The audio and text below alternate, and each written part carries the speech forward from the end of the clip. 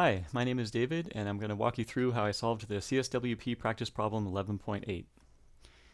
Okay, so we're going to start with this profile in the front view.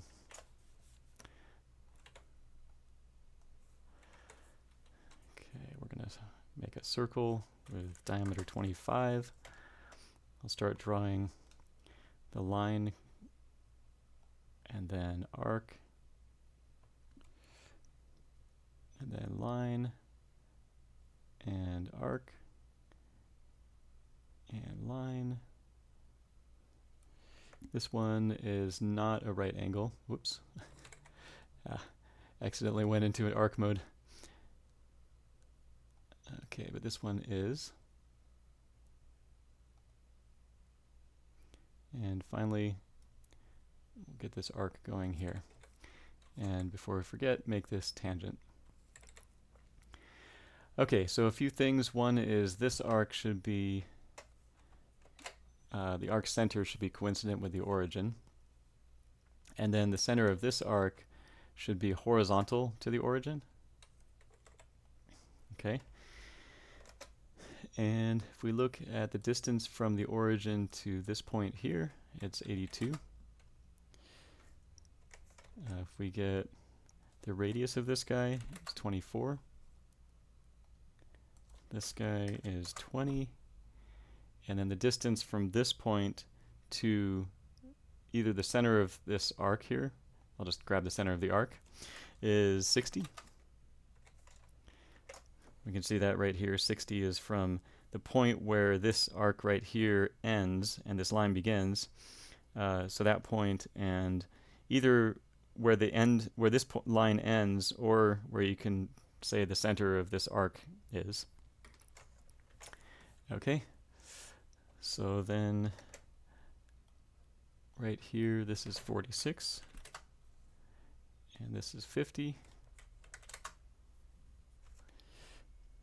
Okay, we're looking pretty good. We just have to make sure the angle here to the vertical is 20 degrees. Now I don't have a vertical line here, but what I could do is use that trick where you can click on a line, click on one of its endpoints, and then you can get a vertical from there. So that angle is 20 degrees. All right, so we're fully defined. Let's go ahead and add that slot in. Horizontally, we've got 35, and then the radius is 11. Okay, and then we have a little tombstone to make.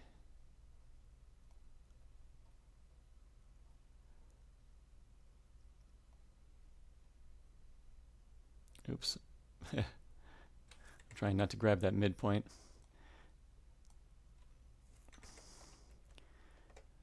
Okay, I want these guys to be perpendicular here. Okay. Or I could just make it parallel to that other line. All right.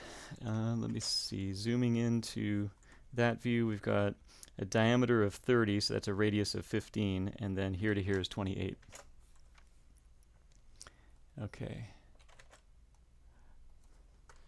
So this is 15, and then here to here is 28. Okay, looking good. And that hole we're going to add in later. So I think that's good for this shape. Let's go ahead and start extruding.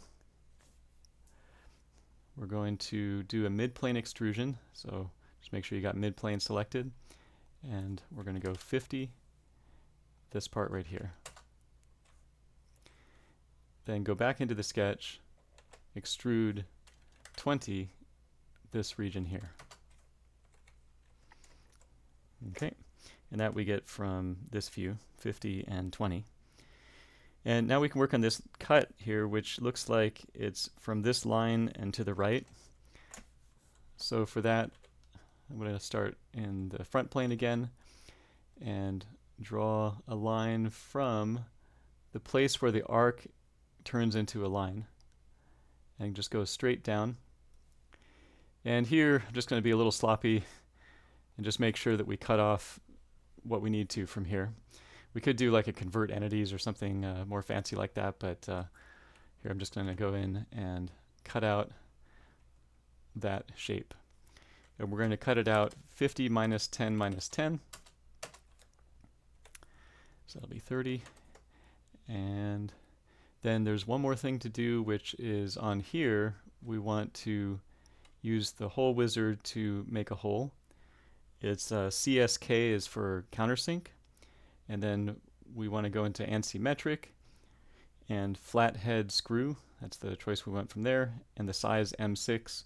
We'll just leave fit to normal and the end condition through all. So for the position then, we'll wake up the center of this arc and go right there. We can right click to make it okay.